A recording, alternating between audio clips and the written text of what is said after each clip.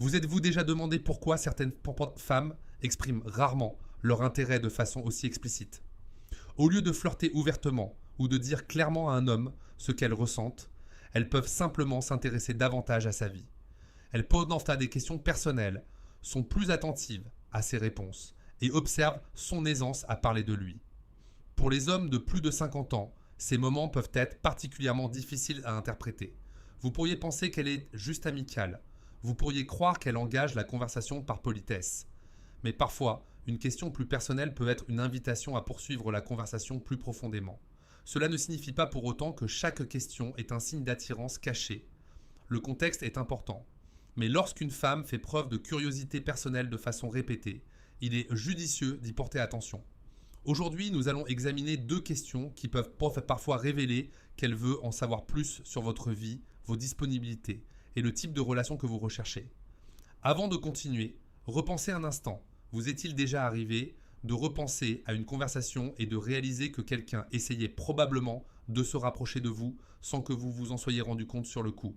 Ça arrive plus souvent qu'on le croit. Plusieurs hommes, dans la cinquantaine ou la soixantaine, pensent comment que le romantisme et l'attirance font partie du passé. Pourtant, la maturité apporte des qualités précieuses, la confiance en soi, la patience, l'expérience émotionnelle, la stabilité et une meilleure compréhension de ce qui compte vraiment. Le défi est d'apprendre à reconnaître un intérêt sincère sans transformer chaque interaction en un jeu de devinettes. Un indice important réside dans le type de questions posées. Lorsqu'une femme s'intéresse à un homme, elle peut graduellement s'éloigner des conversations banales. Au lieu de parler uniquement du travail, de la météo, des loisirs ou du quotidien, elle peut commencer à s'intéresser à votre vie personnelle. C'est là que ces 2 questions deviennent particulièrement intéressantes. Première question, passez-vous beaucoup de temps seul? À première vue, ça semble tout à fait normal. Vous parlez peut-être de votre fin de semaine, de votre routine ou de ce que vous faites habituellement après le travail. Puis elle demande, tu passes beaucoup de temps seul ou seul habituellement? Ou encore, tu sors souvent seul ou seul? Tu vois quelqu'un? T'es plutôt indépendant ou indépendante, n'est-ce pas? Différentes formulations peuvent amener au même sujet, votre vie personnelle. Elle cherche à savoir si vous appréciez la solitude, si vous êtes sociable et si une autre personne occupe déjà une place importante dans votre vie. Encore une fois, ne pensez pas automatiquement qu'elle est attirée par vous. Mais si la question est posée avec une curiosité constante, lors d'une conversation prolongée et avec d'autres signes d'intérêt personnel, cela peut indiquer qu'elle souhaite mieux comprendre votre situation. C'est là que beaucoup d'hommes font une erreur. Ils répondent à la question et changent immédiatement de sujet. Oui, je passe beaucoup de temps seul. Pas vraiment. Ça dépend. Ces réponses-là sont tout à fait correctes, mais elles ne permettent pas à la conversation de s'épanouir pleinement. Une réponse plus naturelle pourrait être « J'aime mon espace personnel, mais j'aime aussi passer du temps avec quelqu'un avec qui je me sens en phase. » Ou encore « Je me sens bien seul, même si la compagnie est toujours la bienvenue. » Remarquez la différence. Vous n'essayez pas de l'impressionner. Vous n'annoncez pas que vous cherchez désespérément une relation. Vous montrez simplement que vous êtes bien dans votre peau, tout en restant ouvert à une relation enrichissante. Cet équilibre est important. Deuxième question. Qu'est-ce que vous recherchez en ce moment? Cette question dirige la conversation vers un autre sujet. Une femme pourrait demander « Qu'est-ce que vous recherchez à ce stade-ci de votre vie? Qu'est-ce qui vous intéresse en ce moment? Qu'est-ce que vous attendez de la vie? Recherchez-vous une relation sérieuse? Ou encore, quel genre de personne aimerais-tu avoir? » Ces questions indiquent que la conversation devient plus personnelle. Elle ne se contente plus de vous demander ce que vous avez fait aujourd'hui. Elle s'intéresse à votre avenir, à vos priorités et peut-être à vos attentes en matière de relations. Pour un homme de plus de 50 ans, cela peut être particulièrement significatif, car l'expérience de la vie modifie souvent les aspirations. À ce stade, bien des gens ne sont plus intéressés par les drames inutiles, ni par le fait de jouer un rôle. Elles recherchent la compatibilité. Elles recherchent la sérénité. Elles recherchent une vraie compagnie. Elles recherchent une personne dont les valeurs et le mode de vie correspondent aux leurs. Alors, si quelqu'un vous demande ce que vous recherchez, inutile de vous lancer dans un exposé de 5 minutes sur toute votre vie. Une réponse simple et honnête est généralement préférable.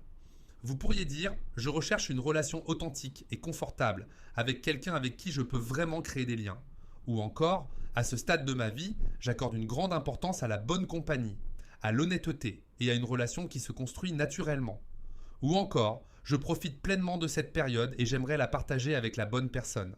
La réponse est généralement préférable.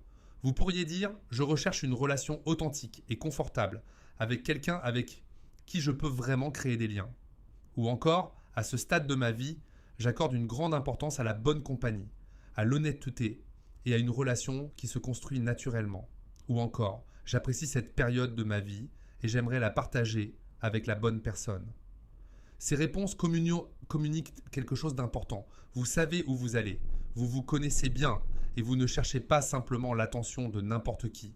C'est un atout, car la clarté facilite les échanges. Pourquoi ces questions sont importantes? Combinons maintenant les deux questions. La première porte souvent sur votre mode de vie actuel. Passez-vous beaucoup de temps seul? La deuxième concerne davantage vos aspirations actuelles. Qu'est-ce que tu cherches en ce moment? L'une d'elles lui permet de savoir si votre vie a de la place pour une autre personne. L'autre question lui donne une idée du genre de personne ou de relation qui pourrait lui convenir. Mais il y a une distinction importante à faire. Aucune de ces questions ne doit être considérée comme une preuve irréfutable qu'une femme souhaite une relation intime ou amoureuse. On pose des questions personnelles pour plusieurs raisons. Elle est peut-être simplement curieuse. Elle cherche peut-être à amorcer la conversation.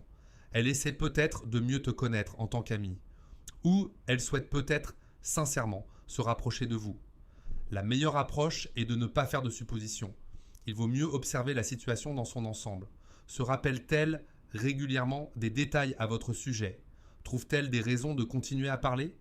Pose-t-elle d'autres questions? Partage-t-elle spontanément des choses personnelles? Semble-t-elle vraiment attentive quand vous parlez? Ces observations sont bien plus utiles que d'essayer de décrypter une seule phrase. Que faire dans ce cas-là? Rester détendu. C'est probablement le plus important. Pas besoin de changer brusquement de personnalité juste parce que vous pensez qu'une personne pourrait être intéressée. Ne te casse pas la tête. Évitez de vous vanter. Et ne présumez pas avoir détecté un signal romantique caché.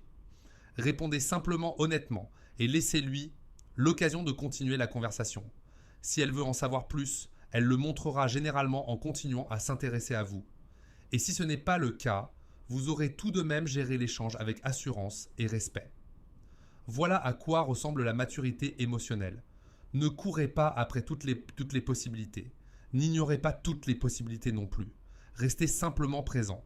Pour les hommes de plus de 50 ans, cet état d'esprit peut faire toute la différence. Pas besoin de paraître plus jeune. Pas besoin de rivaliser avec les hommes plus jeunes. Pas besoin de prouver votre valeur. Votre objectif est simplement de communiquer clairement, d'écouter attentivement et de comprendre la personne en face de vous. Parfois, l'intérêt ne s'exprime pas par une confession théâtrale. Parfois, ça commence par une simple question. Et tu passes beaucoup de temps seul. Et plus tard, qu'est-ce que tu recherches en ce moment?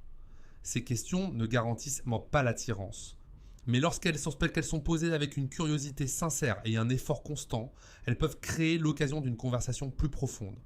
Alors, la prochaine fois que quelqu'un vous pose une question inattendue et personnelle, ne la balayez pas du revers de la main en la qualifiant de banalité. Écoutez, réfléchissez au contexte et répondez naturellement, car une vraie connexion ne consiste pas à mémoriser des codes secrets. Il s'agit d'être suffisamment attentif pour reconnaître quand deux personnes s'intéressent davantage à se comprendre.